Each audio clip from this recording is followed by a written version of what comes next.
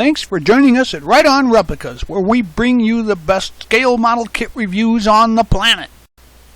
This review covers the updated re-release of the USS Excelsior by AMT with hull plating Aztec Decals, which are AMT part number MKA017 as an accessory item. And we also have multiple releases in this kit for both the Excelsior and the Enterprise B over the years, but this time it includes updates for more accurate details and allows for both the NX and the NCC versions to be built. It's a 1/1000 scale kit with level 2 for a skill level for the intermediate modeler. And the kit has almost 50 parts molded in white and clear, and includes a black base and metal rod for the stand. The decals are water slide and include all major markings, stripe, phasers, and windows. The kit's built in modules and assembled in one final assembly.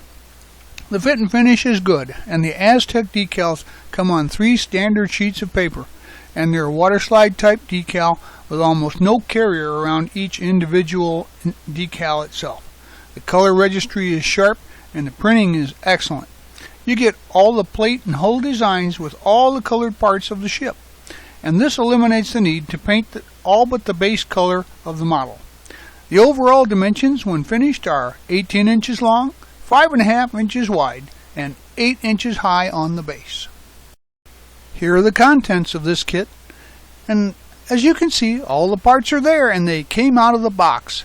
This is what some people would call an open box review, but they pick up the pieces one at a time, try and explain something about them, but that won't help you build the kit, will it?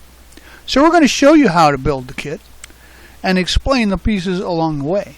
In the meantime, remember that we're using mostly Model Master liquid cement, sometimes super glue for strength or white glue for clear parts, and generally speaking, Tamiya acrylic bottle paints that are shot through an airbrush, or rattle can paints for things like primers. Now also remember, always follow the manufacturer's safety and use guidelines when using any of the products mentioned in the review for your own protection. Here are the decals for this kit. As you can see, the color is great and the registry is good, and I'll be using a portion of these decals, such as the windows and the ship registry numbers, along with the accessory Aztec decals to complete this build. Now these Aztec accessory decals are an add-on pack that you buy separately, and they cover a majority of the ship, but they are printed on clear decal paper and as a see-through, so you have to paint the main ship the color you want prior to using the decals. Now once you have your base coat done, you can decal the kit, but it's better to use a gloss paint so that the decals stick better. And also I would recommend that you use some decal setting solution available as an aftermarket product to help them settle into contours and stick to the unit. However, once you get it done, I also suggest you spray the whole unit with a light clear coat to seal the decals into place. So get these parts out from the kit and decide whether you want to make the NX version or the NCC version. So I used the NCC version, so I assembled the saucer with the parts that I needed and set the others aside. The 3 clear impulse engines are clear red, and the 2 clear domes are clear blue. Assemble the saucer and the bridge, the NCC engine panel, and the rear engine panel, and paint the whole saucer a light gray. I just used Mr. Hobby Primer 1000 and install the impulse engines and the domes, then highlight the bridge with a darker gray. You'll need to follow the Aztec decal map that's included in the instruction sheets for the add-on decals to place all the decals onto the saucer. So pay careful attention to that, and then take your time and let the decals cure as you work with them so that they don't stick to your hands as you're moving around the body of the vehicle.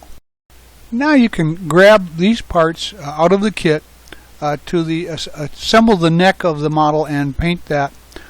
It's a gunmetal with some blue on it, as you can see, and the nacelle arms are assembled and painted the light gray color with the base in a gunmetal as a darker shade. Then decal the nacelle arms as noted in your instruction sheet. Paint the nacelle base and the caps light gray, the sides gunmetal, and the tops clear blue. Assemble and decal with the Aztec decals and standard decals as needed from the instruction sheets. Again, now we have to make that decision to use only the parts required for either the NX or the NCC version and set the others aside. Assemble the shuttle bay and paint the whole top and bottom light gray. The rear phaser array gets assembled and painted dark gray, and the cargo bay is dark gray as well.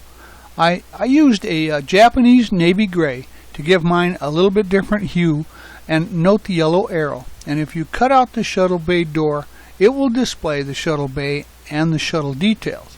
The shuttle bay is light gray, and the clear array dome is clear blue. The array housing is aluminum, and then install the dome. Now install the phaser array, and install the cargo bay and assemble the hull, and add the shuttle bay. Now assemble the neck to the saucer and the hull using some super glue or epoxy glue for strength, as this will need some load bearing, and it should be a pretty good bond between the two units. Attach the nacelles to the nacelle arms, and once again this is a small joint for a large weight, so use some super glue or epoxy to make sure that they have a good strong bond to keep them in place. With those sub-assemblies together, we'll be adding the nacelle assembly to the hull at this time. Again, use some good strong glue for the joint. Now we can assemble the base, and I painted the base with coat of black, or just choose any color you like. I used a metallic black, and then you decal it with the corresponding ship registry markings, and then add the mounting rod to the hole there. You will have a few decals and some of the alternate parts left for the version that you did not build, but other than that, she should be done. This has always been a pretty good fitting kit and well designed for fit and finish, but the new parts make it even better. Round 2's done a great job with these Aztec decals, as they're a perfect fit and they look awesome. They're a great addition to the fleet. Now the average build time on the kit's only a few days, but you can add an extra few days just for the decals alone. You'll have to take your time and be patient. Any Star Trek fan will love this re-release, and with the Aztec decals, it's a real winner. You can take it to the next level with these new decals produced by Cartograph. They offer excellent adhesion and wrap, and they really make this kit stand out. Now the set includes a bonus ship registry for pennants and numbers for the USS Hood, Valley Forge, and Melbourne, and it includes 2 strong back color schemes. Once again, I think you're going to love this kit. It builds well, and with the accessory decals, it looks awesome. Well, there you have it.